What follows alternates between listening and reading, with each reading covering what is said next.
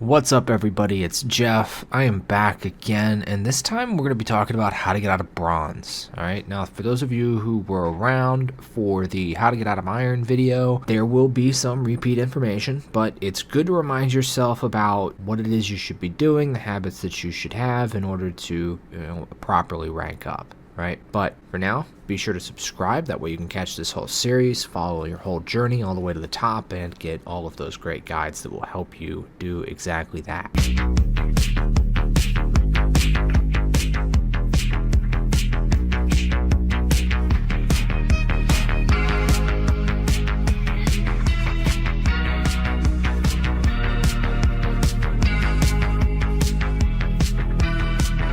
So, you've done it. You have climbed out of iron. And how did you do it? Well, let's recap. First, you warmed up when you played. That's right. Very simple, very basic, but very effective.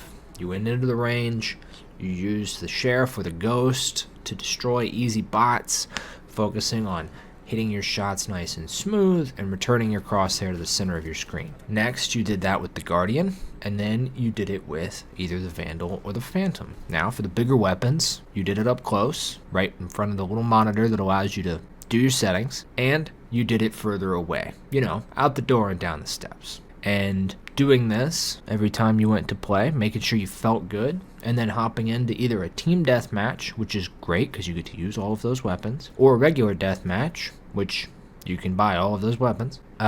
It's really helped you. It's definitely given you a strong foundation of basic aim training and warming up before your game starts. And with that foundation, what you've been able to do is win slightly more of your gunfights and hit those easy shots when you come around a corner and see somebody sitting there picking their nose, staring at the wall. So that alone might be enough to get you out of iron. But what else did you do? Well, you picked an agent. And this is where we're going to really dial in today, is because this is a big part of what makes the difference between an iron player and a bronze player. Well, you got to bronze by picking an agent. You've gotten very good at just one thing. You know the ins and outs. You've watched the guide videos on the utility. You've got a good understanding of, oh, hey, I'm going to use my utility nice and early in the round. That way I can spend a lot more time focusing on my crosshair, or I'm not going to worry about my utility until late in the round. You're building this understanding of when and where it's valuable. You're building this kind of catalog of information in your head regarding just one agent, and you're becoming very proficient. Yeah, sometimes you're in a bad matchup. Sometimes your one agent is Neon and the enemy team picks everything that makes Neon's life miserable. They've got Deadlock, they've got Breach, they've got a Neon of their own. You understand how to beat your arch enemies. You understand how to stay active on the map, and maybe you don't realize that you do. This is often the case with people who are improving, is that they start to build these habits, these good habits, and they don't even realize that they're doing it. And it's not until you sit there and you stare at that little rank up emblem and you see that you've changed an entire meta level that you kind of realize, hey, I've made progress, I've improved. And that is awesome. So first of all, let's celebrate that improvement. Second of all, some of you guys are already in bronze. Some of you will be here directly to bronze because that's where you started. Congratulations. You started off in bronze. I know it doesn't sound like a very authentic congratulations, but could have been worse. Could have been worse. So we take that little victory because you didn't start at the bottom, and we ask ourselves, well, how do we beat other bronze players? And this is where we start to add a little bit of variety and a little bit more intensity into our gameplay, right? So the first thing, let's talk about that intensity, right? Let's be a little bit more critical of our little aim warm-up that we do. Let's really try and hit good numbers for us, relative to the other numbers that we hit. If I usually hit 10, let's try and usually hit 10 and push for 11. If I usually hit 15, let's try and hit 15 and push for 16, right? Let's really not give ourselves any slack on that. Let's also consider adding in an SMG. Now, where do we practice an SMG? Well, we don't use an SMG in the range, right? We're not going to be sitting there with a stinger in the practice range shooting bots. So we could, and it might actually even be helpful, but where you're actually going to want to do that is in your deathmatch. You'll run one deathmatch where you just buy only a stinger or a specter, and you think about, like, okay, well, how do I kill people with this gun? You stay close, you stay aggressive, you hold that freaking trigger down, and you never say die. Adding that in will give you another really great cheap buy, stinger, specter, anything that allows you to just like run and spray like an absolute lunatic. Really nice to have. And then you're going to do your normal deathmatch, whether that's a regular deathmatch or a team deathmatch. You're going to go through that, and you're going to really push yourself to take fights, take aggressive fights. Not stupid fights, but aggressive fights. Okay, and that is the difference of intensity. We're gonna really put in a little bit more of a conscious effort here to be better mechanically. That's gonna help our movement. It's gonna help our game sense. It's gonna help our positioning. It's gonna help our general aim and mouse control. And doing those things regularly, it sounds like such a small activity to add into your gameplay and to really focus on. But the truth is that if you're in Iron and you're, just playing quick play matches, you'll probably get 15 gunfights per match, and you'll probably only shoot your gun like 20 separate times. Whereas you'll do that way more in the range just the first time, right? So what it does is it gives players who don't have a ton of opportunity to play a really good opportunity to just get a lot of repetitions in and build those skills up, in terms of how many times you have to do it. You're doing it at the same rate, but you're doing it so much more just by adding in 10-15 minutes ahead of your queue time for your game, and that allows you to shorten a time span that feels just grindy as all hell into a visible, tangible line of improvement. Be sure to do that whenever you go to play. Don't make any excuses. Don't make any exceptions. Hold yourself accountable. And if all you've got is 10 or 15 minutes and you really kind of want to play, instead of running down a swift play, do some of this, right? You're here because you want to improve. You want to get better. You want a higher rank. That's the kind of choice that will lead to you improving and ranking up. You may not have quite as much fun, but you will win more games by sacrificing the occasional swift play for just shooting bots in the range with your weapon of choice. Now, let's talk about adding variety, okay? Now, we've already done a little bit of that. We've already talked about having a cheap SMG, good close quarters weapon as part of your toolkit. The reason for that is because, buying a Guardian is great, and don't get me wrong, if you're poor, buying a Guardian will absolutely destroy people with rifles at huge range. If you're on Pearl and you just find out that their B is garbage and all you can afford is a Guardian, you can just go B with a Guardian, and it's awesome. There's a lot of maps and instances like that. You can go mid on Ascent and find kills pretty easily. If you're good with the Guardian, you can legitimately rock that all the way up into Ascendant and buy very little else. So we've already done that. I'm repeating. Sorry, yeah. However, there are instances where you'll look at the enemy and you'll say, oh, wow, here's a really great opportunity, but I don't really want to be running in here with a Guardian, right? Maybe you're looking at the art side, or even just any A split for Pearl, right? Any A pressure at all. An SMG is awesome. Like a Stinger is great on the A side of the map, attack or defense. Maybe you're looking at playing or attacking tree on Ascent. Awesome. It's really awesome. Or you're looking at just going mid on split. There's so many instances of the map where having a cheap high rate of fire gun is super good, and it's positionally harder, but you can also go straight to Ascendant using nothing but a Stinger.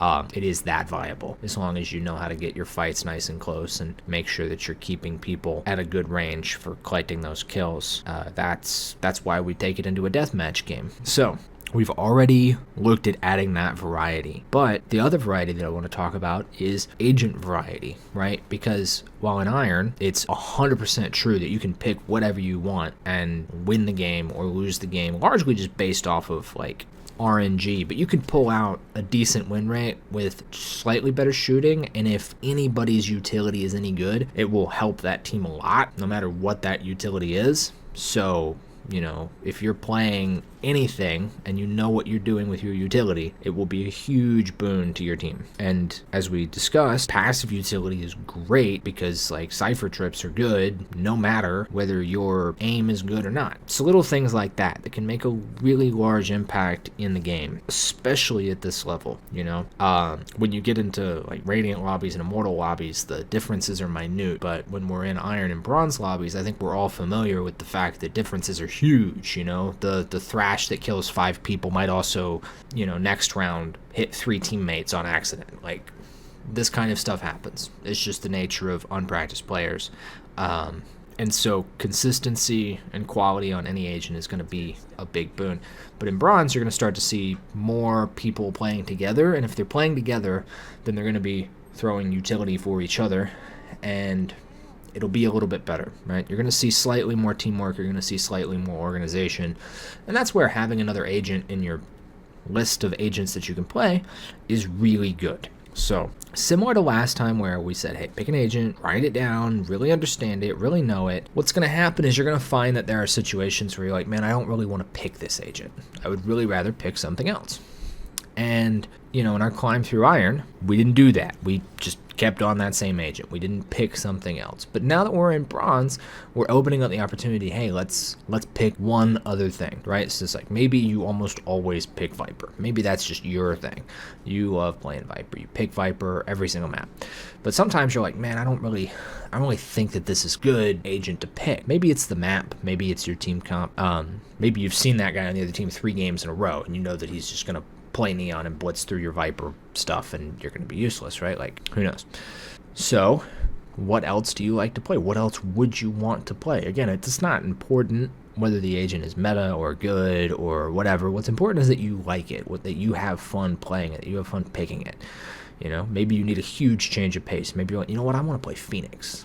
And yeah, you've got a huge learning curve on Phoenix, no pun intended with the curveball. But it is definitely a really good agent to play at every level, and it's definitely a lot of fun, and it's definitely very different from Viper, and it'll help make you a better, more complete player. You'll understand the game a bit better, right? But one thing that you'll learn, and this is a little counterintuitive, but when you play only one agent, it becomes so easy to learn that agent comparatively that you start learning things about other agents by having to play against them, right? You start noticing trends in other agents. But when you pick a new agent every game, you constantly have to think about what you're doing. You don't get to see what anybody else is doing. And it actually makes it harder to learn all of those agents that you're picking. So you should have an easier transition into a new agent and a better foundation for your gameplay. So to recap, in Bronze, let's have 2 agents that you want to play. 2 agents, they can be as similar or dissimilar as you like. They can be basically exactly the same, or they can be totally opposite of the spectrum. You know, maybe you like Jet and Raze. Fine, that's fine. Something else to pick when that guy insta-locks Jet from you. And maybe you like Jet and Brimstone. Maybe those are your 2 agents. You will begin by doing this to establish your playstyle, your personal touch on the game. It will become much more natural for you to start adding in new agents because you'll know how you want to play them.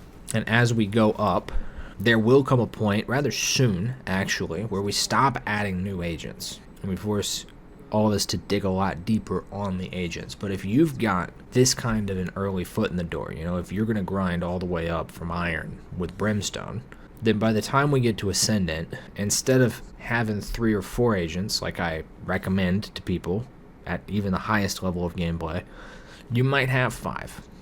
So stick with it, narrow down your pool, have 2 agents that you really like to play. They can be exactly the same, they can be totally different, but that still will add a lot of variety to your opportunities, right? You will have the ability to flex just a little bit in your games and keep yourself on that upward trajectory. Now, before we sign off today, one thing that I think is really important to remember for everybody here, you know, on the climb is that you don't win 100% of your games, right? And, you know, a lot of people in games like Valorant, Overwatch, and all the team games that I've worked with, they're really excited to contain, or have that 80% win rate. They're like, ooh, you know, it's kind of doable.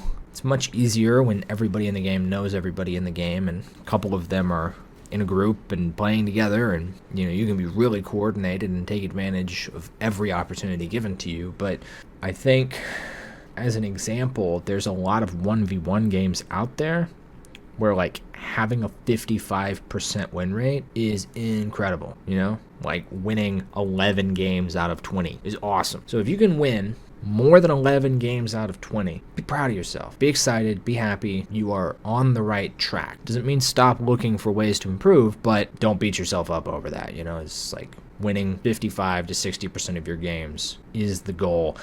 It's about consistency. It's about showing up, putting out the same quality every day, and that will result in, it'll result in better results. Keep your chin up. Look forward to it. If anybody has any questions, if anybody's struggling, if anybody goes through this and puts it into practice for a couple weeks and you're just not feeling it, come back, hit up the comments, give me a solid roast, and ask a question or two, let me know how you're feeling about it, and I'll do my best to see if I can point out something that maybe you're missing or take a look and give you a hand. All right, guys, thanks for watching, and I will see you next time when we are climbing out of silver. Peace out and God bless.